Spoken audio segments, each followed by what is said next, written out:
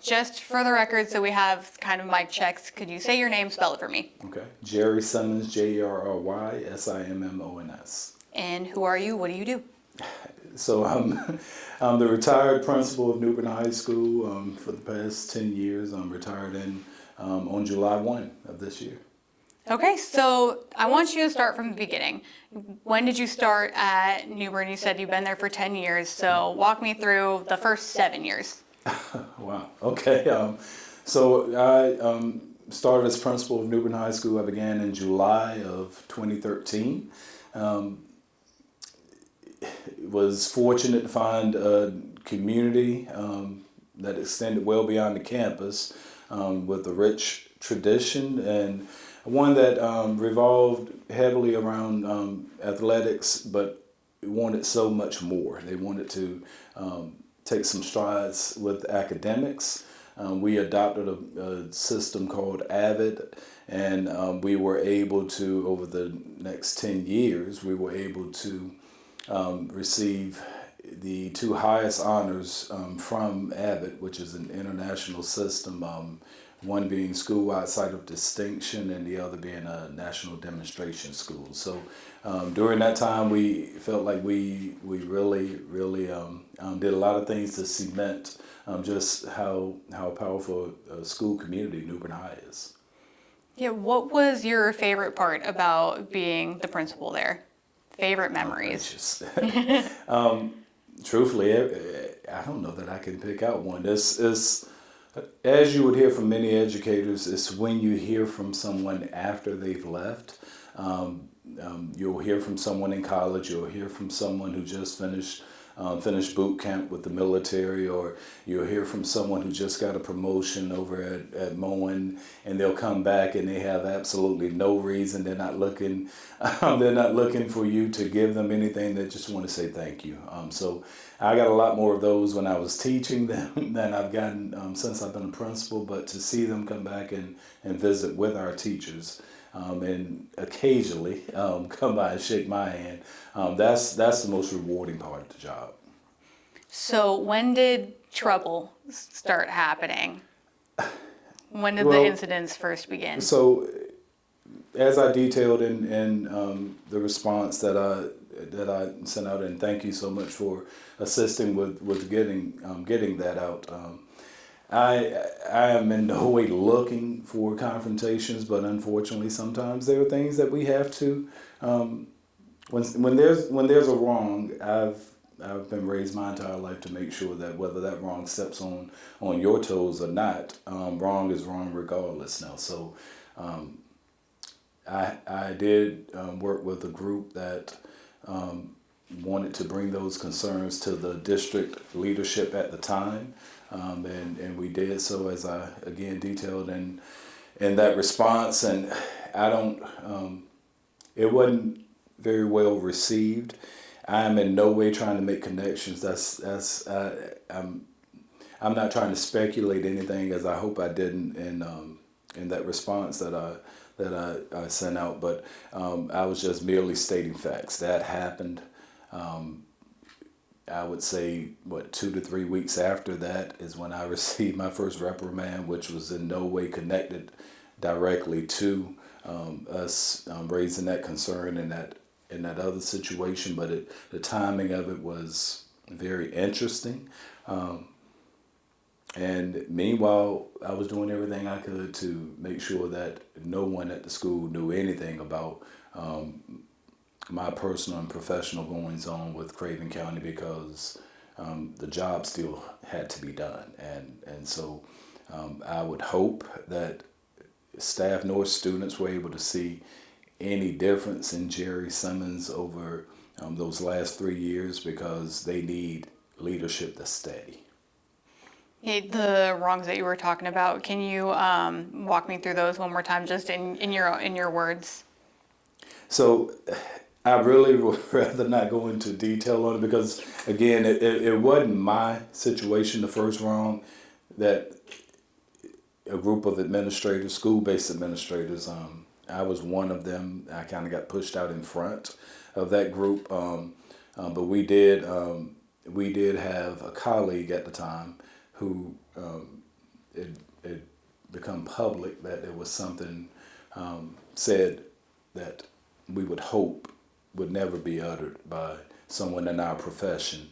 And we just wanted answers as to why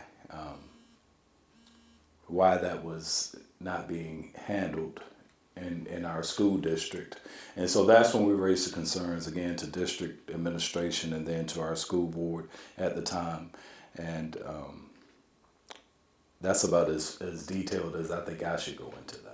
Sure. Did it feel, the first reprimand, did it feel like it was a repercussion? Again, that would be speculation on my part. I was very very surprised by it. I was encouraged by the fact that they came back to me afterwards and said there were no findings of wrongdoing. But then, of course, we did have things just sort of start to, I won't say pile on, but things started to continue from that point. Yeah, it got to the point where you filed a lawsuit against the district, right? Well, there was an attempt to, and my attorney and I were disappointed to find out that we had not filed it in what the law considers a timely fashion. And once that was arrived at, I felt at that point it was time for me to. I was sensing that my presence at Bern High School was starting to hurt our school, and that's purely, again, I'm not trying to speculate, but you start to get a sense after a while where fighting is not enough anymore. Now it may be time to pass the baton to someone else so that you're not hurting your school community. So I made that decision and let the district know. It was probably, it was as we were going into spring break of last school year, so somewhere around April. Right after that, I got word from the community college here that I was being recognized with an award, which I was happy to receive, but I certainly didn't solicit. And then maybe 2 or 3 weeks after that is when I was called in and informed that I was being suspended as they conducted an investigation. So it was quite a roller coaster in that part of spring, and then you fast forward 5.5 months, and I've just been sort of waiting for them to conclude their investigation. I received those findings from them at the end of last week, and that's when I decided it was time to. Not necessarily, that was in no way, and I hope that statement read in this manner. I'm in no way seeking vindication. I don't personally feel like I need to. My statement was all about one, being totally transparent from my end, and everything I stated in there were facts. I felt like they were my personnel matters, so I could share that. And it was all about the entire focus I have right now is there's another wrong and tremendous wrong that's happening, and it's with our school community, specifically with the football team. And I'm hoping that our community will get some action going, and we're now at the point where I believe that action has to take place with our state legislators. Our General Assembly has already identified that there are some things that our high school athletic association should be doing differently. One of those main things was looking into investigations and appeals better, and I think the world of those folks who work with our high school athletic association, but they fell short in this situation. Again, I was not contacted by them at all.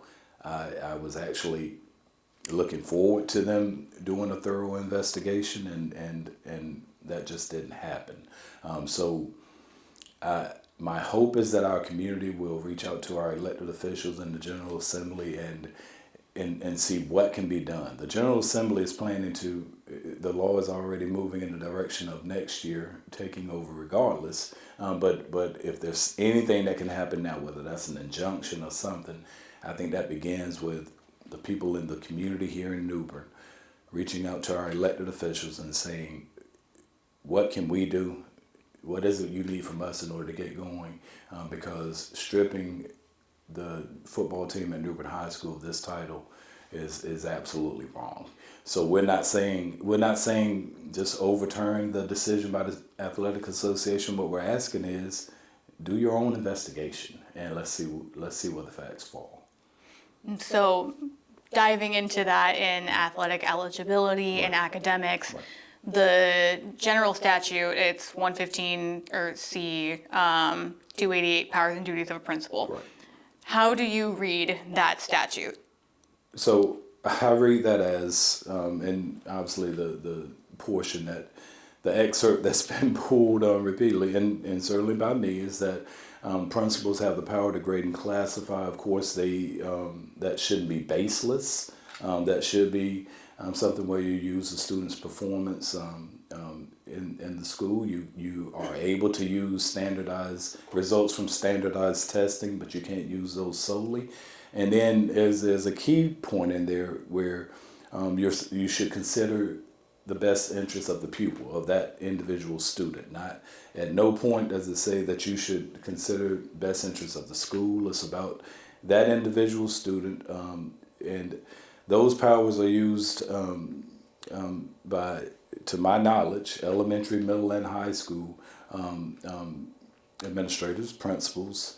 Of course, in elementary and middle school, those powers would show up more so with what people will call,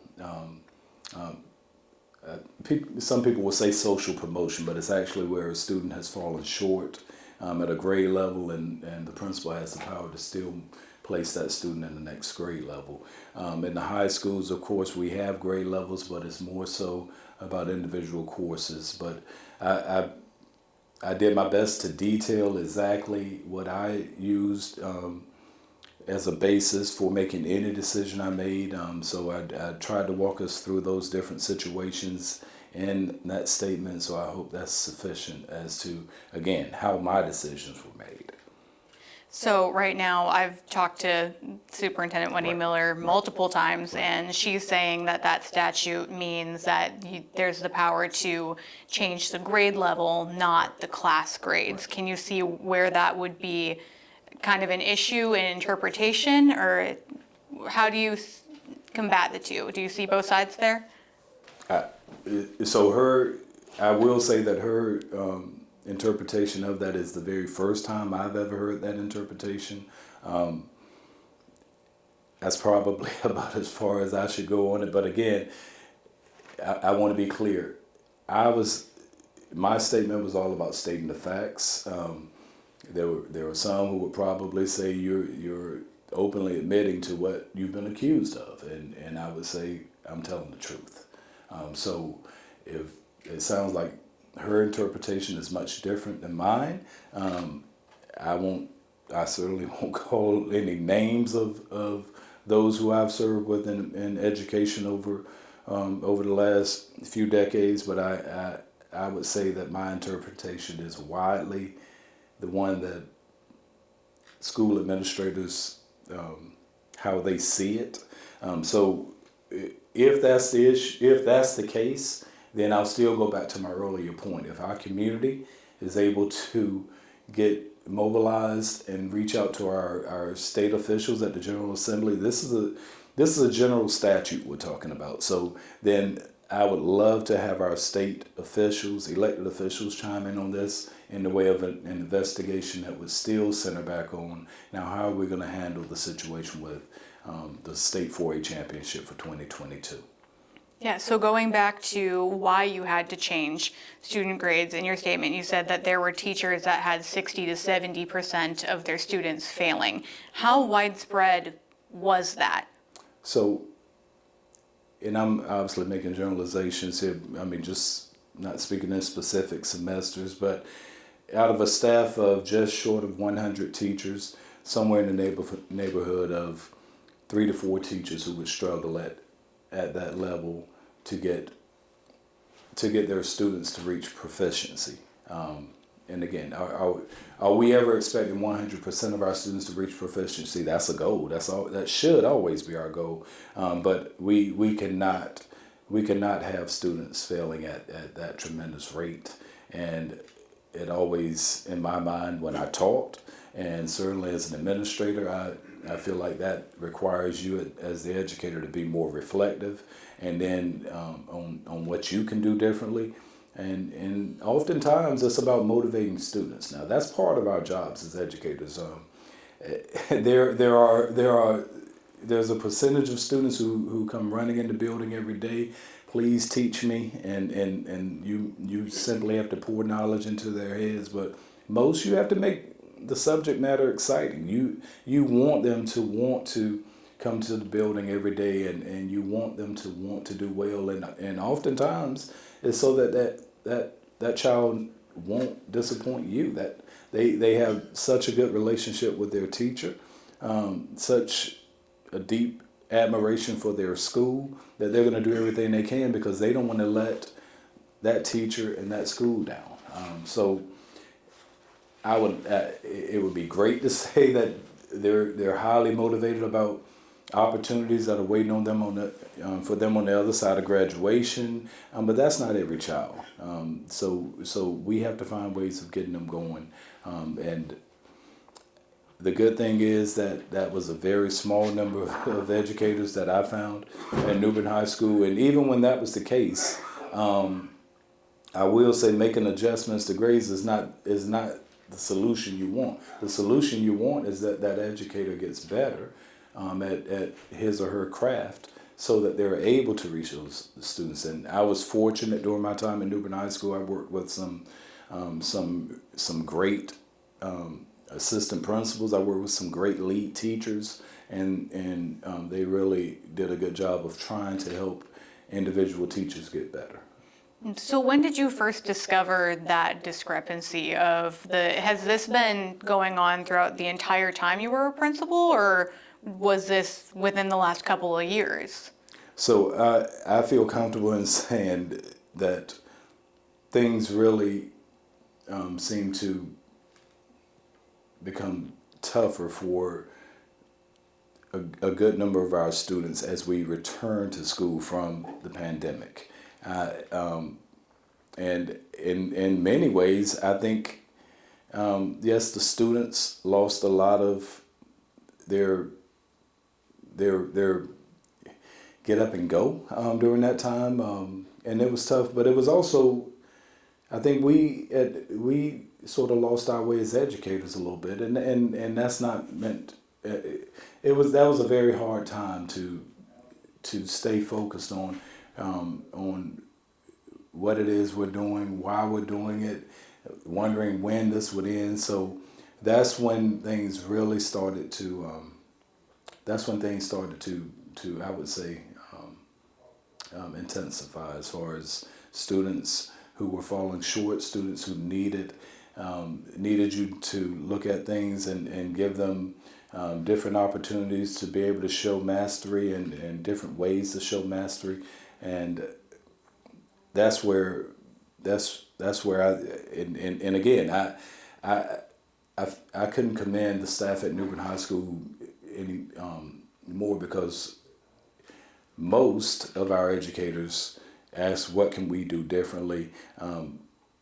Sort of off the topic, but our leadership team adopted we took a lot of pride in calling ourselves educators before out there. We had it stitched onto vests and different things. Coming out of the pandemic and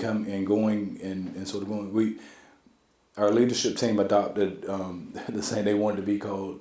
They felt like our job was more than just educating students. Now we needed to be able to intercede and step in and almost anticipate when there was going to be what a need for an individual student would be. So they donned the title of intercessors, and I thought it was just an amazing thing for educators to want to intercede in the lives of our students. But that requires you to get to know them, and that requires you, once you get to know them, then you know whether a student is giving their all or whether they're sandbagging. So that's the experience we've had over the last few years. Okay, so it really started to take a turn during COVID, coming back to COVID, but it had been kind of a one-off thing previously? Right. Okay. Yes. So my main question is, I saw a couple of things in the letter that was sent to you where it was, say, a 49 changed to a 60-something changed to a 72, or a 50 that ended up being an 80. So how do you justify those big jumps in grades? So again, and I tried to detail this in that response, but it's all about a timing thing. So one change may have happened right at the end of, let's say, a quarter, which is the middle of a semester, that I would imagine, and I don't have records in front of me, and I certainly don't have that student's name in front of me, but I would imagine that that student could have been caught up in what was an entire class that was falling short, not an entire class, but we talked about the percentages before, a large percentage of a class falling short, and then that grade went up, and then you take that, and we had students who, in some of those situations, we would put them in a credit recovery class so that they could catch up on some of the different standards that they were behind on. And in many of those situations, individual teachers would help us with that and say, this student needs these standards, this student needs these standards. And those programs are able to give you feedback that lets you know exactly what the accuracy was and what the completion rate was. So there's so many different ways. And the others were, we had some students where, again, the teachers worked with us on giving them review packets, makeup packets of work, and that students performing. So truthfully, I can just tell you that could account for what looks like a huge jump, but what really could have been incremental jumps that happened during a certain window of time. I just don't know. I don't know without having that individual student in front of me. I will say that at the time, each of those decisions I stood by, so I still stand by because they were justified. So for the teachers that had those large percentages with their students failing, is it fair to call it kind of a bell curve for that class? Somewhat, but I want to make sure we're clear that if a curve is happening, it's also happening with the understanding that that teacher is going to go back in and know that the gaps are still there. So we're going to have to fill in those gaps, because for many of our courses, certainly for those in our core areas, math and science and language arts and such, if those gaps aren't addressed, then they're going to show up in the subsequent course. So that's where you have to be careful with that type of stuff now. So yes, I think that's one way of putting it, is to say it was a curve, but also to understand that it still had to happen with support, so that same deficiency wouldn't show up over and over again for any of those students in that situation. So there was never an instance where the student's grade was changed and they didn't have to work for it? Right, yes. Okay, so be it by the credit recovery through was it just a case by case? Case by case. So I believe the avenues I discussed in the response were, of course, credit recovery was one way with those standards listed there. If the teacher was working with the student, then there could have been a packet of work. And then the other thing is, there were times when a student had fallen short on one course, but then we felt like that was so out of bounds, out of character with how that student had performed before, then we were comfortable moving that student to the subsequent course, whatever that was. Let's say it was in English 2 where they fell short, but English 3 was coming up next. And if they could demonstrate proficiency in that subsequent course, then that gave us a basis to go back and feel comfortable looking at that student's, the course that had come before that, if that makes sense. Yeah, and changing the grade retroactively. Right. Okay. Right. Okay. Another issue that people have been bringing up is the attendance. So is that something where, was there a lack of communication with attendance issues, or is that something that you could change as well as attendance records? So the way attendance, so Craven County Schools has an attendance policy where students are not, in semester classes, are not able to accrue more than 10 unexcused absences in that semester per class. So if a student has exceeded 10 unexcused absences in a class, but passes that class, so numerically has, 70, but has 12 absences, then that student would receive what they call a forced failure, which shows up on the report cards and transcripts as an FF, and then that student would have the opportunity to do one of two things. Either they can go to summer school, certainly if it's in the spring semester, and we call that just an opportunity to make up time. And then they satisfy that, we can restore that FF to the grade that they would have been assigned, the numerical grade they would have been assigned, or that student will be placed on an attendance contract, and that's where the counselor sits down with the student and says, your attendance was out of bounds during this term.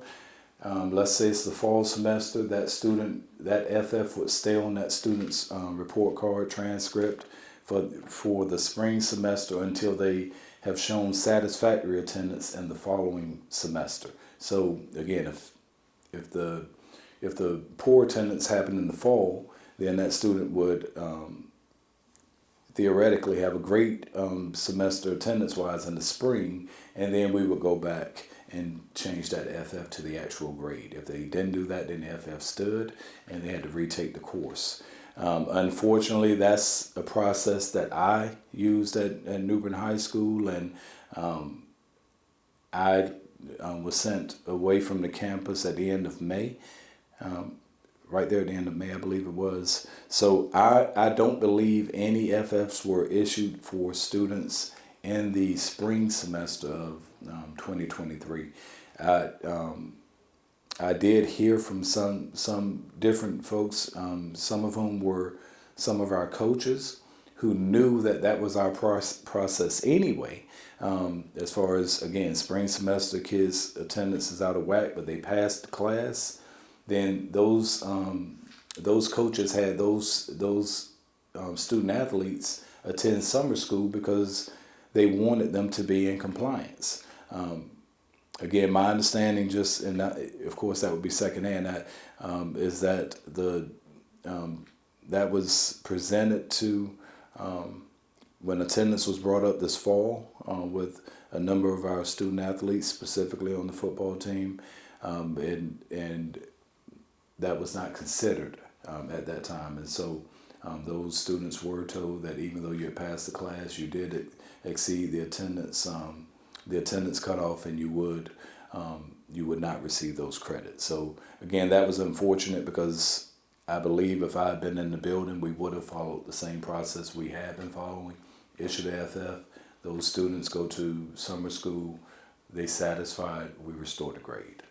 But there's no set process for that across the district? I believe Havelock High School does it differently than West Craven High School. Again, that may be something now that they're trying to make uniform. I'm not sure, but I certainly defend the process that we will follow. All right. So with the changing the grades, where did you draw the line of, I'm going to help these students, but I'm not going to change the grade for these students? So again, Bern High School is a relatively large school, so this was not Jerry Simmons claiming to understand and know every situation that was going on with every kid. So with most situations, you had teachers who knew exactly what those students needed, and again, I would say, I feel comfortable in saying 96-97% of our teachers, they figured it out. There was absolutely no need for me to step in. But between teachers knowing the kids and saying this particular kid needs help. And I'm talking about possibly a teacher who doesn't even teach that kid at the time, but has taught that kid in the previous term, so has a relationship, and maybe the student is talking to that teacher, or the counselor's in the building. But if someone brought a concern to me, I would look into it. So that's honestly the process that my hope was, that we built a network at the school where it wouldn't be something that it happens for this kid, it doesn't happen for this kid because Jerry Simmons doesn't know them. Then that's not a very sound process. It was about building a network of adults in the building who had such good relationships that they knew this kid has so much more that they are capable of, but they're not giving that to us now. We have to find different ways of reaching them. That's the way those situations will come to me. Again, specifically from counselors, sometimes from teachers or other teachers. So the other issue in the letter was that, and you've mentioned a couple of times that you would work with the teachers, talk to the teachers, Right. but in the letter that Craven sent to you, there were quotes from teachers Right. about the changing grades and not being informed that their grades were not standing. So can you explain the dissonance there? I would love to know which teachers that made those statements. I just don't know. So that baffles me as well. In many situations, I would talk with the teacher and they would say, well, I feel like the student needs to do more. I'm not going to change the student's grade. If you want to work with them, you can work with them. So I would love to know which teacher said that, but again, that's not my purpose right now, because that still feels like I'm trying to clear my name, and that's certainly not my goal right now. My goal is to make sure that we get moving to restore the image of Bern High School, specifically the title that's in the process of being stripped, and it's sort of hard to do anything for the student athletes who have been pulled off the playing surfaces this semester because they're closing out their regular season. So, but that breaks my heart. But honestly, I would love to see our community start to possibly ask more questions of our district leadership. And in an ideal world, we would have had such a good working bond that if a concern came to Craven County Schools about Jerry Simmons, that they would have called me over and said, this is what's been said, talk to us about this. That's not what happened. It was, we have received a concern, we need your keys, you need to go home and have no communication with any staff or students at Bern High School until we tell you we've concluded our investigation. That hurts for someone who's given at the time a decade of service to that particular school and district, and has given 3 decades of service to the state. Yeah, that stung. But that led to me, when they called me in a month later and wanted to talk with me, I still stand by. No, I'm not going to talk with you, because if we were actually after the truth, then that would have been asked of me at the very onset of this, and it wasn't.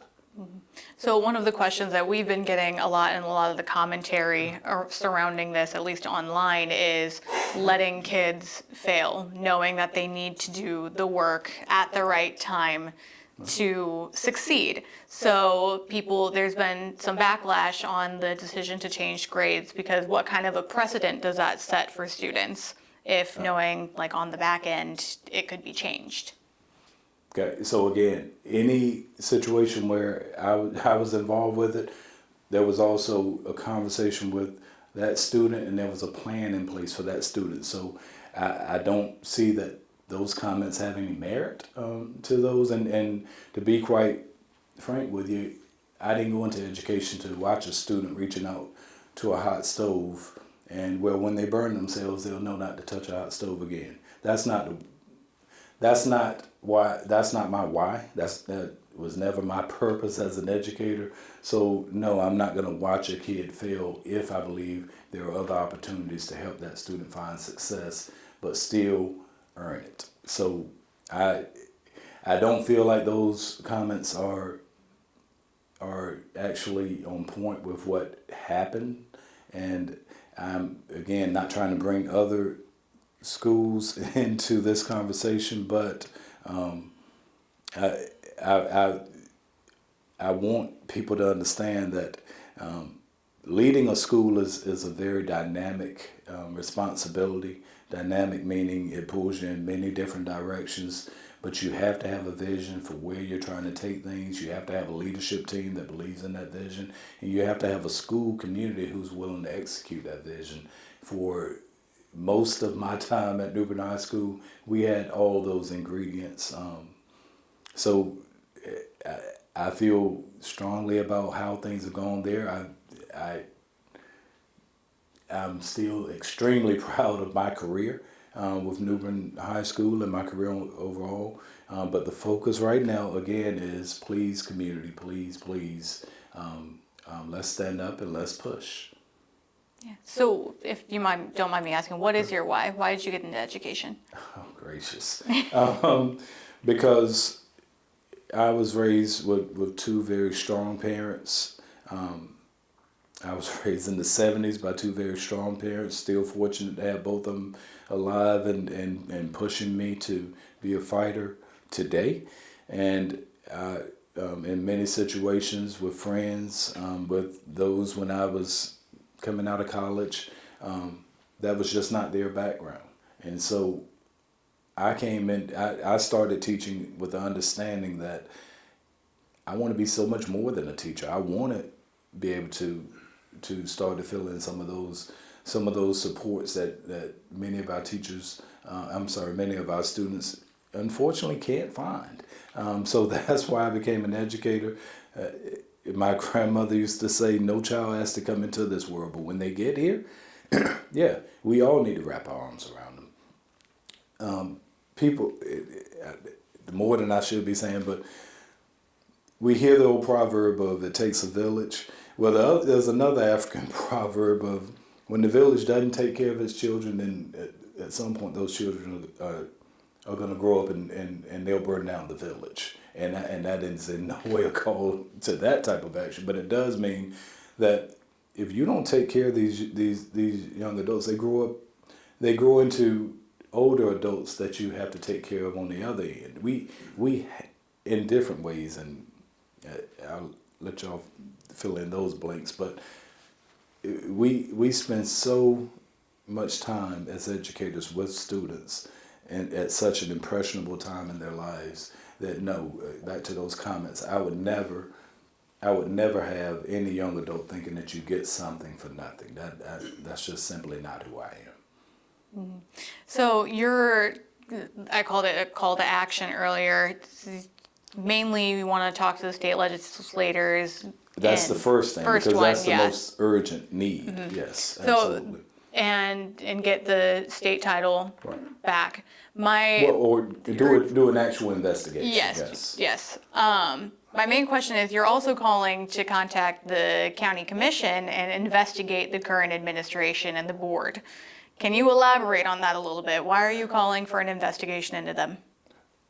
So, and again, this I hope doesn't come off as speculation, but I will say personally, no one should be subjected to what I've endured and what I know other educators have endured here in Craven County Schools, who are, and some are still dealing with, and they're just too afraid to say anything. And I'm just not a very timid person, so yes, I speak up, and that seems to turn the heat up more. But that's our role. We should be, a school system should be working all together. So I was when I first went into education, I was taught by an older retired educator in the church back home, that education centers on the relationship between the teacher and the student. That's what education is. If you're not serving in one of those two roles, if you're not a student, if you're not a teacher, then you're support. If principal, I'm a support staff. The front receptionist, the bus driver, the school nutrition, the superintendent. Every day we should be able to draw a line, support personnel, from what your tasks were that day and how did you enhance the relationship between teacher and student. If you can't draw a direct line from your actions that day to that pivotal relationship between teacher and student, then you're falling short on your responsibility as support personnel. So again, does that mean going in and doing something that's not ethical? Absolutely not. It means finding out what that teacher needs, what that student needs, so that works. But that's what education should be. And sometimes we lose sight of that. Sometimes we have to attend to other things. So I'm not in a position to ask questions of Craven County Schools, but I'm now just a citizen of Craven County. I still live here, and I have no intentions of going anywhere. People look at me. I walk around with my head high. I enjoyed Mumfest last weekend, but our county commissioners hold purse strings that support Craven County Schools. Yes, I really think they should ask questions of how things are being done. Not saying they're being done wrongly, but they were done in an extreme way with me. And one particular instance I will still say is I have no idea what they spent on attorneys and such with this investigation. But if they called me in and talked to me at the start, whether they would have found me right or wrong, I would have talked openly to them because I have nothing to hide. That's the reason I released that statement. So I hope that answers your question. Yeah, the kind of spin-off question I have is if changing grades and doing this is such a precedent, why is this being brought up in the first place, do you think? If you're willing. That will cause me to speculate, and I'd rather not do that. I'd much rather at this point we spend our energy on setting things back right.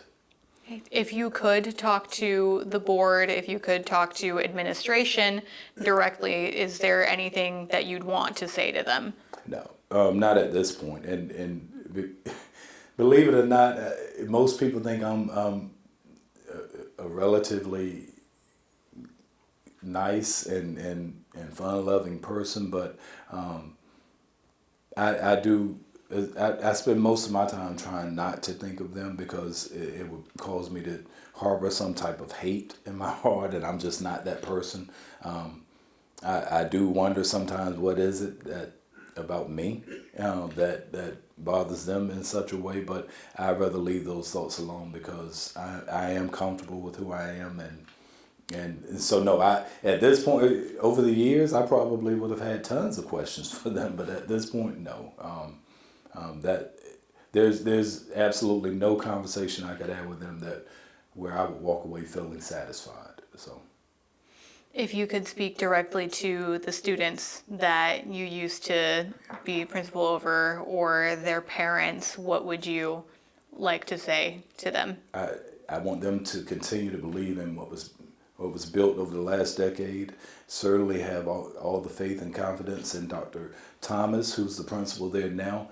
I had a chance to get to know him just briefly through our Abbott system when he was over in Pitt County, and he seems like an incredible leader.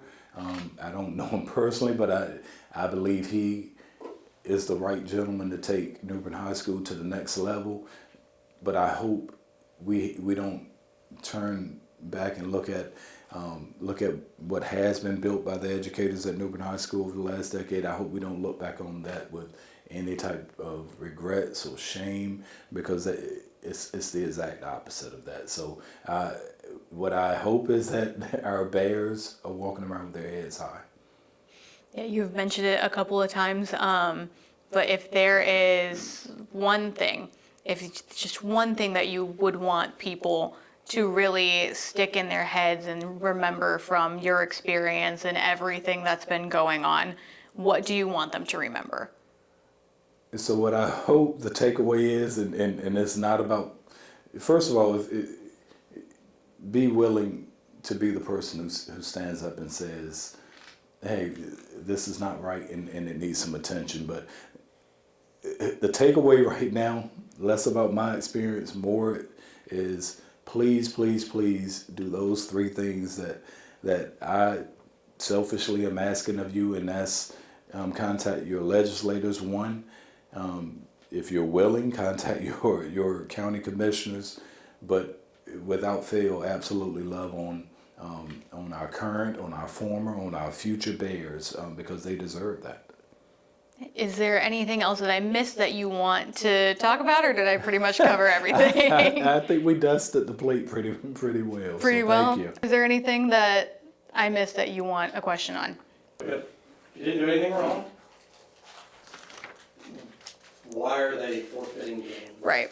I mean, it's just, and I think that goes up to the state level and all that stuff.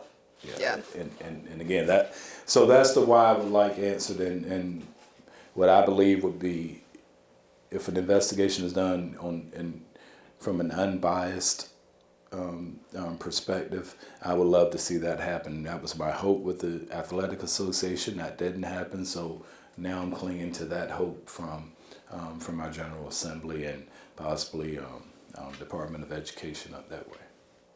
Okay.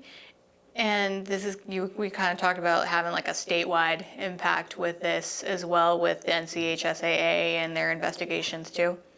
Well, so the General Assembly has already identified shortfalls with that process, so that legislation is moving through. I mean, I'm in no way celebrating that. Again, I feel strongly about the need for an athletic association, but they need to do much better. This was a very different situation where you have a school district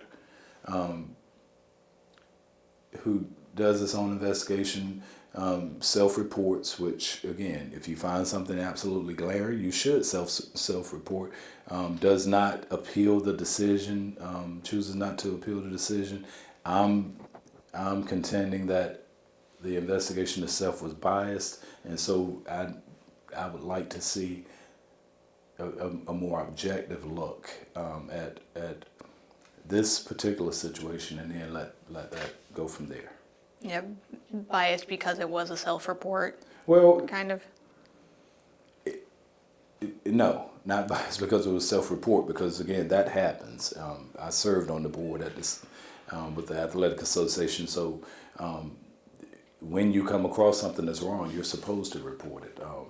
But biased because I think there was more going on that served as the catalyst for this investigation than what is actually has been presented. And again, I'd rather stop that right there.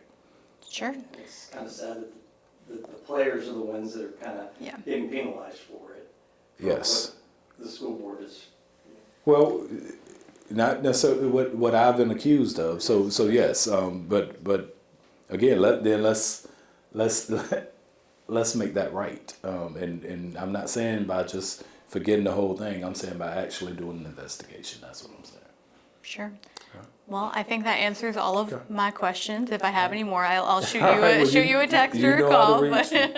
Well, thank you so Yeah, much. thank you. I really appreciate it. Thank y'all for your time.